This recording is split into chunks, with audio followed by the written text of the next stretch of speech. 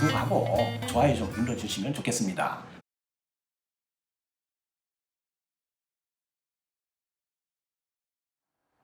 안녕하십니까. 오늘은 교통사고 합의금 MRI를 찍는 이유에 대해서 설명을 좀 해드리려고 합니다. 많은 사람들이 교통사고 피해자들이요, MRI 찍는 거에 대해서 상당히 궁금해 하시는 분들이 많이 있는 것 같아요. 그래서 오늘은 MRI에 대해서 집중적으로 좀 알아보는 시간을 갖도록 하겠습니다. 김 PD님, 요즘에 좀 날씨 많이 추워졌죠? 네, 예, 맞습니다. 저도 좀 감기기가 조금 있습니다. 예, 건강 관리 좀 잘 하셔야 되고요. 네, 대부분의 그 피해자들은 정밀검사죠. MRI를 하게 되면 그 보험회사하고 합의하는 데 있어서 뭐 크게 도움이 되는 것으로 지금 이해를 하고 있는 분들이 좀 많이 있습니다.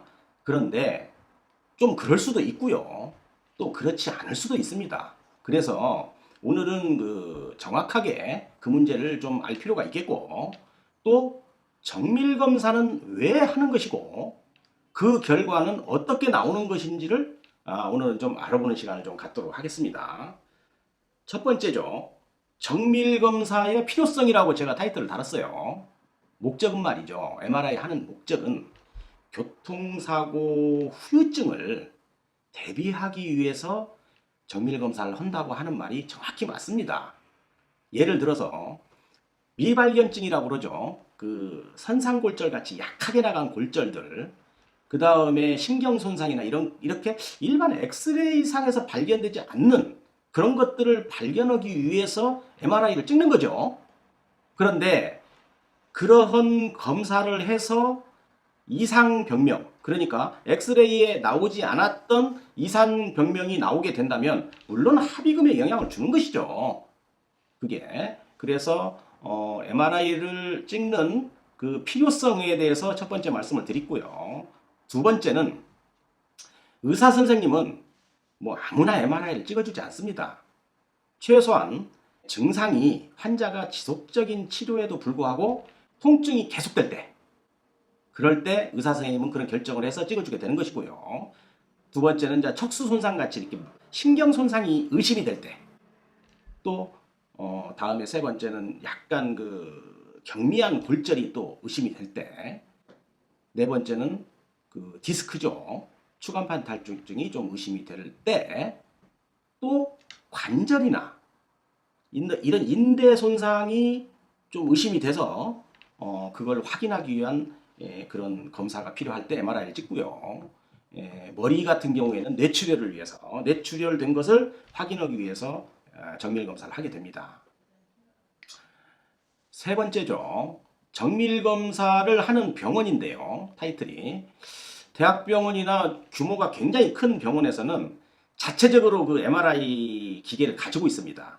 그래서 거기에서 바로 찍고 리딩까지 다 해서 모든 것을 한 번에 할 수 있는데, 규모가 조금 적은 병원이나 개인 정형외과, 그 다음에 한의원 이런 데서는 장비가 없습니다. 이런 경우에는 이제 앰뷸런스를 타고 전문 방사선과를 가서 찍게 되는 것이죠. 국장님, 예, 요즘에 한방병원 등에서 네, 그 엑스레이가 이제 있는 경우가 있더라고요. 보통 그 양이 예, 양이약을 예, 하시는 예, 분도 예, 예. 한 분이 계셔가지고 그렇더라도 한방병원에서보다는 뭐 큰 병원에서 하는 게 낫겠죠. 그건 아닌 것 같아요. 네, 만약에 한방병원의 규모가 커가지고 네, 네. 거기에 엑스레이나 MRI 장비가 다 있다면 거기서 해도 됩니다. 아, 네, 별 문제 안 돼요. 왜 그러냐면 잘 지적하셨어요. 네, MRI를 찍으면 네, 찍는 사람은 테크니션이 찍습니다. 네, 쉽게 얘기해서 의사가 아니죠. 네, 네, 그 MT라고 그래서 메디칼 그 테크니션이라고 그래서 네. 그분들이 방사선과 직원들이 찍는데, 네, 그 영상을 보면서 네, 그거에 대해서 리딩이라고 그러죠. 의사가 하는 그 방사선과 전문의는 네, 어디나 그게 존재하게 있어요. 네. 그러니까 한방병원에도 그 방사선과 전문의가 그걸 리딩을 해야 돼요. 그렇기 때문에 한방병원이나 이런 데서 장비가 있다면 뭐 찍는 것은 별 문제 안 됩니다. 그렇게 좀 이해를 하시기 바랍니다. 네, 알겠습니다. 네 번째죠. 정밀검사 환자 결과인데요. 이게 좀 중요합니다. 좀 잘 들어주시는 게 좋을 것 같고요. 지금 오늘은 그 목이나 허리를 정밀검사 했을 경우를 좀 다뤄보려고 합니다. 그러니까 일반적으로 척추에 대해서 MRI를 했을 때 네, 어떤 결과가 나오는지를 한번 볼 거예요. 첫 번째는 척추에 그 미세한 선상골절이 있는 것을 발견할 수가 있습니다. 그 다음에 두 번째는 척수 손상이죠. 이 스파이널 코드, 쉽게 말해서 척수에 문제가 있어갖고 마비가 오는 경우가 있거든요. 이런 경우 좀 정밀 검사가 잡아냅니다. 세 번째는 추간판 탈출증, 즉 디스크가 발견될 수가 있습니다. 네. 그래서 첫 번째하고 두 번째, 뭐 선상골절이나 척수 손상이나 이런 것은 보험회사하고 별 다툼이 없지요. 그러나 세 번째 추간판 탈출증은 약간의 다툼의 소지가 있는 것 같습니다. 그 이유는 그 요즘에 많이 얘기하는 기왕증, 퇴행성 이런 부분이 서로 부딪히는 것이죠. 그래서 그 MRI를 찍고 나서 피해자도 약간의 그 지식을 쌓아야 되기 때문에 오늘은 의학 용어에 대해서 좀 공부하는 시간을 좀 가질까 합니다. 예. 정밀 검사 하고 나면은 뭐 잘 아시죠? CD 하나 주죠. 병원에서. 네. 네, CD 하나 주는데 CD만 있는 것이 아닙니다. CD 말고요. 중요한 것은 정밀 검사 하고 나면 방사선과 전문의가 리딩을 해준 정밀 검사 판독지라는 것이 있습니다. 그런데 병원에서는 환자에게 CD는 잘 주는데 정밀 검사 판독지는 잘 안 줘요. 그래서 일반인들이 그냥 CD만 덜렁 들고 나오는 경우가 많이 있거든요. 네. 그런데 가능하면 검사한 판독지를 요구해서 가지고 있는 게 좋습니다. 네. 분명히 필요할 때가 있거든요.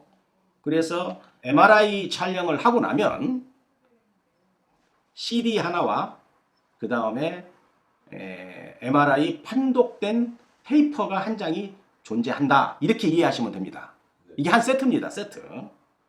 그래서 이제는 환자도 어느 정도 알 권리가 있습니다. 물론 병원에서도 그 선생님들이 잘 설명을 해주겠죠. 그런데 일반적으로 그 의사 선생님들이 자신의 컴퓨터에다가 그 CD를 열어서 본인이 보시고 거기에 대해서 환자에게 아주 충분히 설명해주는 그런 의사 선생님들이 많았으면 좋겠는데 네. 그렇지 않은 경우가 좀 있거든요. 네. 그래서 환자도 지금은 좀 알아야 되거든요. 그래서 오늘 몇 가지 중요한 그런 단어 몇 가지를 제가 소개하려고 합니다. 이 단어들은 약간 의학적인 그런 그 용어인데요. 첫 번째가 프랙처라는 그런 단어입니다. 그 판독지 상에 이 프랙처라는 단어가 들어있으면 어디가 부러졌다 이렇게 이해하시면 됩니다.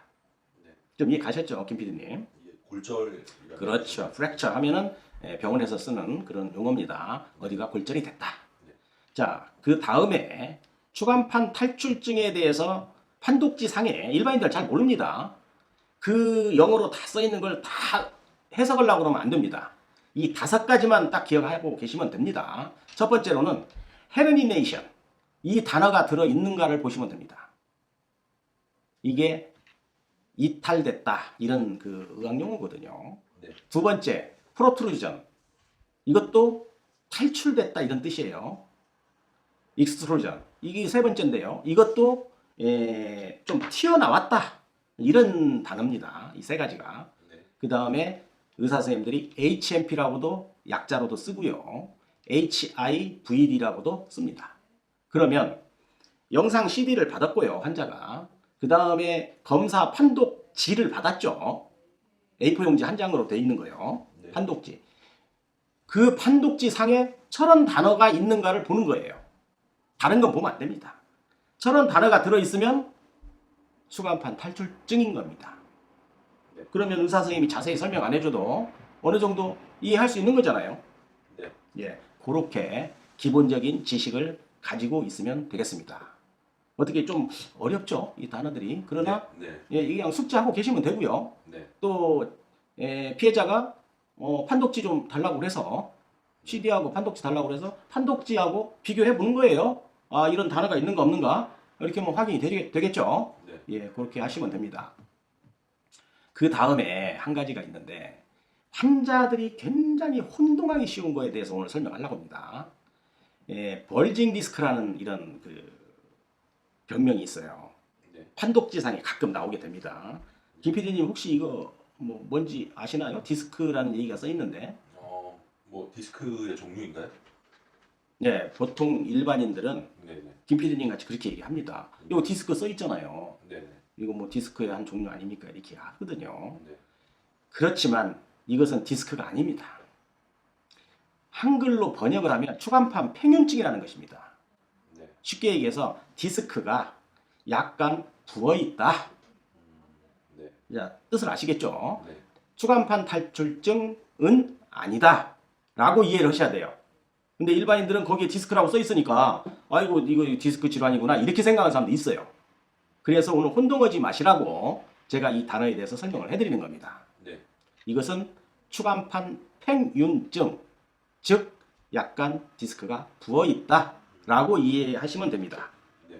좀 이해 가셨죠? 네. 자, 그러면 이제 다섯 번째죠. 결론적으로 이제는 왜 정밀검사, 즉 MRI를 하는 것인지 조금 이해 가셨죠? 네. 예, 김PD님도 좀 이해 가실 겁니다. 이제는 왜 우리가 정밀검사를 꼭 그렇게 해야 되는지. 뭐 병원에서 뭐 심심해서 하는 검사가 아니고요. 교통사고 피해자들이 후유증을 대비하는 검사다. 또 발견되지 않는 거, 일반 엑스레이 상에서 발견되지 않는 그런 것들을 정밀하게 판단을 해보는 것이다.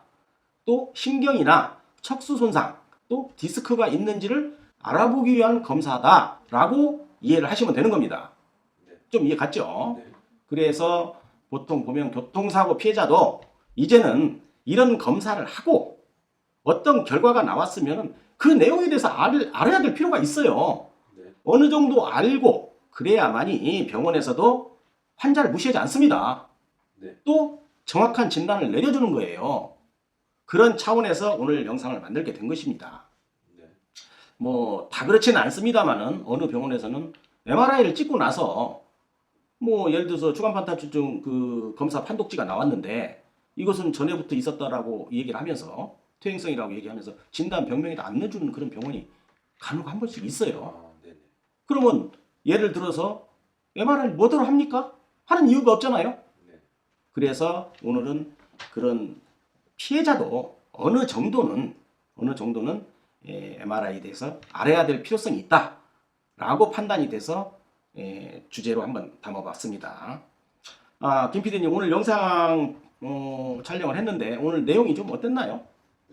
보통 그 판독지나 이런 거 받아보면은 이제 네. 의학 용어 들어 있어가지고 저희가 뭐 보는데 뭐 이해를 못하니까 저는 그렇죠. 좀 답답했는데 네. 그래도 뭐 오늘 배운 지식 가지고 이제 뭐 직접 이렇게 확인을 할 수 있으니까 좀 답답함이 많이 해소될 것 같습니다. 예, 그래서 네. 뭐 전체를 다 이해하시려고 하면 안 되고요. 네. 뭐 의사 선생님이 하루아침에 되는 건 아니잖아요. 네, 판독지 내에서 네. 그런 정도의 단어가 있으면 이것은 디스크구나 이렇게 좀 이해를 하시라는 차원에서 의학용어 몇 개 집어넣었죠. 자, 이제는 뭐 정보화 시대죠. 알고 있으면 힘이 되는 것이고요. 네. 또 내 권리를 찾는데 도움이 되는 것이고 뭐 그렇지 않겠어요. 오늘 영상도 도움이 좀 되셨다고 한다면 구독과 좋아요 그리고 공유까지도 눌러주시면 저에게 많은 도움이 되겠습니다. 감사합니다.